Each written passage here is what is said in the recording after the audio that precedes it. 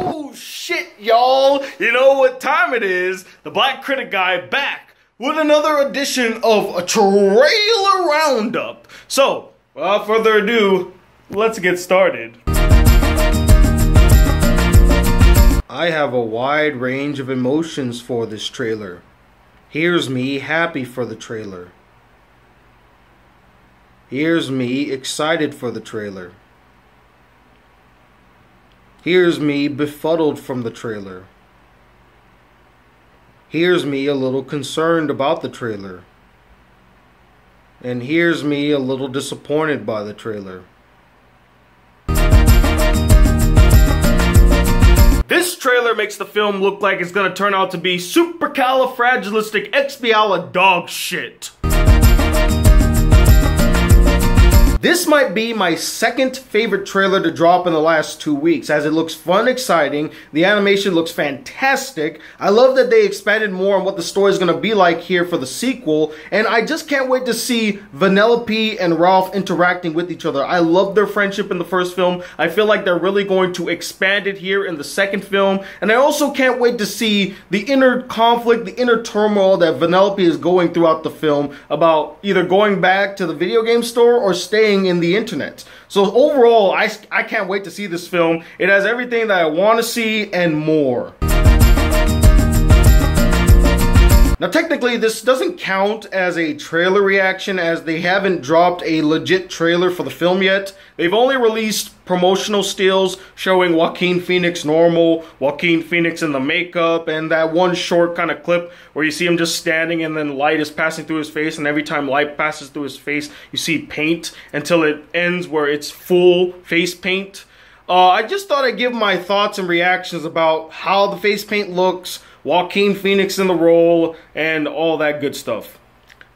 I like Joaquin Phoenix in the role. I mean, he's a very eccentric actor, so I think he fits the bill. And he's always given a phenomenal performance in everything that he's done. So I'm excited to see how he'll pull the role off. The paint at first was a bit weird to me, but it's starting to grow on me. I like this new take on the Joker, at least when it comes to the visual representation of the Joker. And those pictures of him in the subway scene, or like where it's like all going crazy and stuff, that's vintage Joker. I'm not gonna lie, that's vintage Joker. It looks very promising, albeit I am still very hesitant to give my seal of approval for this film, because a lot of DC films looked promising. Batman v Superman looked promising. Suicide Squad looked promising. Wonder Woman looked promising. I mean, I've been fooled so many times, and I just have to wait and see how the project turns out before I can actually say, you know what, great job, Warner Brothers. But until then, I'm impressed by what I've seen so far. I'm excited for what's to come, and I hope they don't fuck this up. Well guys, after 11 long, grueling, agonizing years in the Bayformers universe, it looks like we're finally getting a traditional, well-done Transformers film. What the hell took so long? Every time I see a new trailer for this film, the more excited I get. And that's no exception here with this second trailer. It looks even better than the first.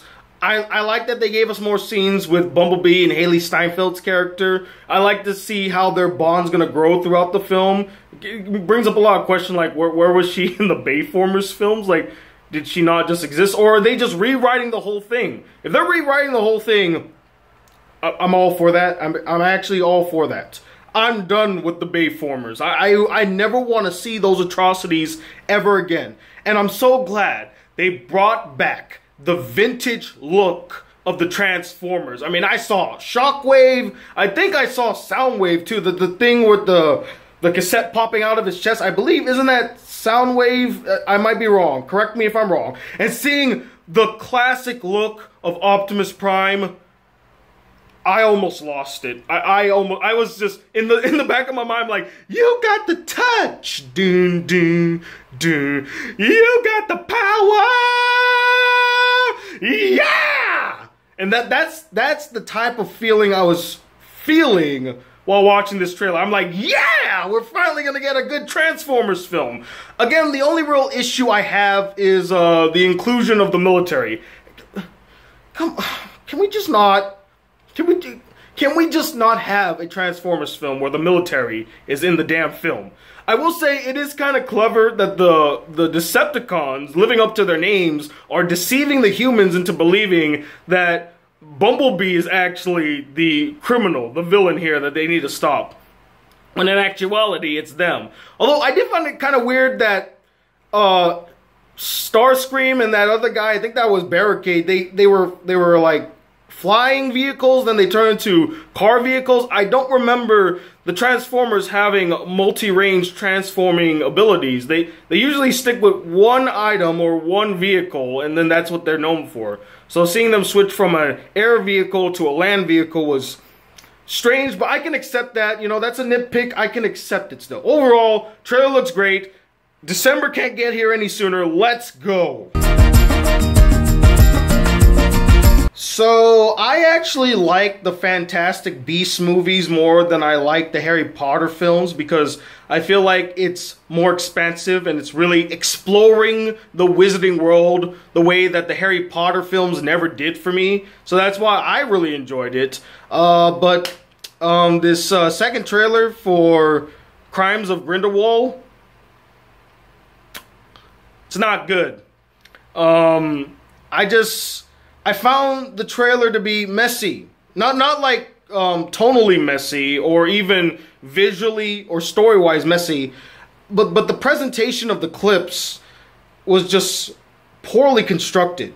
I hate to be snobby like that, but presentation matters when it comes to making a trailer because you need to convince the audience to see the film. And this trailer was just all over the place, cut-wise. It kept constantly cutting, where I felt like if they just made some of these scenes go on for a little bit longer or have some fluidity from the cut or from cut to cut, it would have worked better for me. But as it stood, it just was kind of a clusterfuck.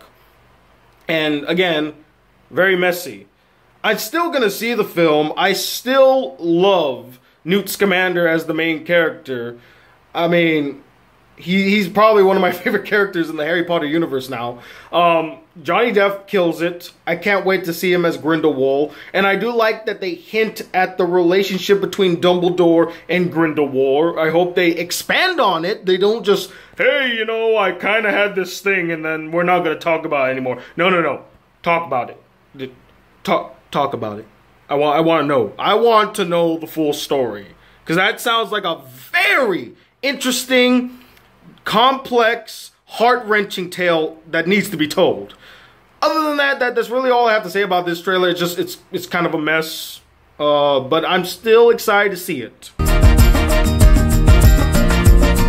Bam bam ba ba bam ba ba bam ba bam bam bam ba ba bam ba ba bam ba bam bam ba da bam ba bam ba bam boom bam ba bam bam. Creed is back. Creed is back. Creed is back. Creed is back. Ba ba bam ba ba bam ba ba bam ba bam ba bam ba bam ba ba bam ba ba bam. Okay, so I didn't see the first trailer for Creed 2, but I love the first Creed. It's a great film made by Ryan Coogler, who should have been nominated for Best Director. Just, in my opinion, he should have been nominated for Best Director. The man has not made a bad film since he started from Fruitvale Station. Even Black Panther, a film that I didn't think was as great, is still a really well done film. So I'm a little sad he's not here for the sequel. It would have been great if he was brought back for the sequel. I understand that he was busy with Black Panther, so he probably couldn't juggle both of them at the same time. But this film looks just as promising as the first one, and I love the first one.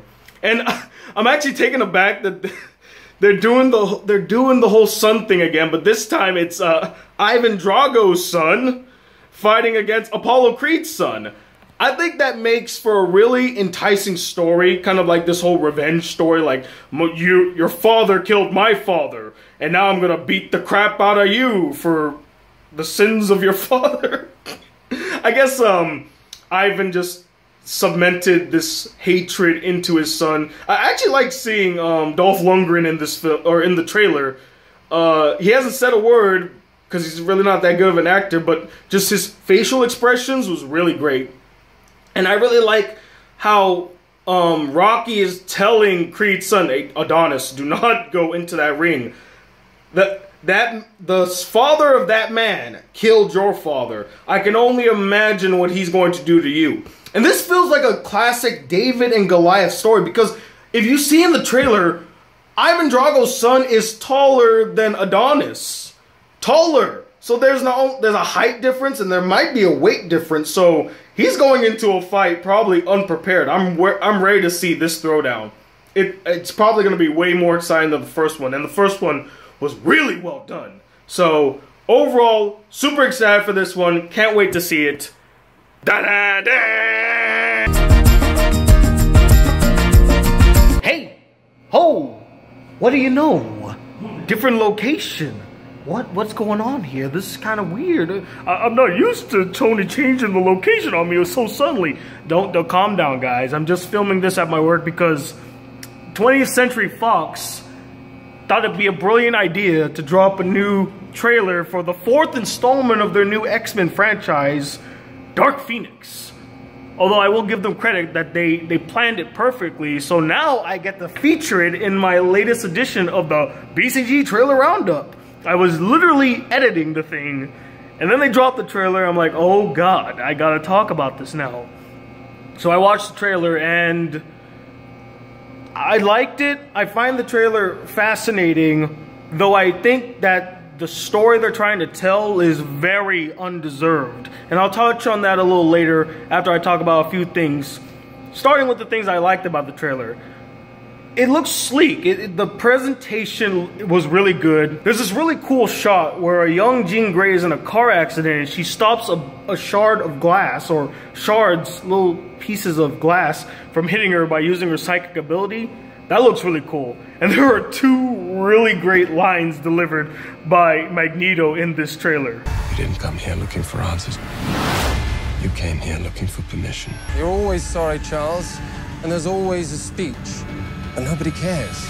Those lines were so well done. I gotta give it up to the writers. I gotta give it up to Michael Fassbender for the delivery, especially that second one where it's like, you're always sorry, Charles, and then you come up with a speech, but guess what? Nobody gives a damn, okay?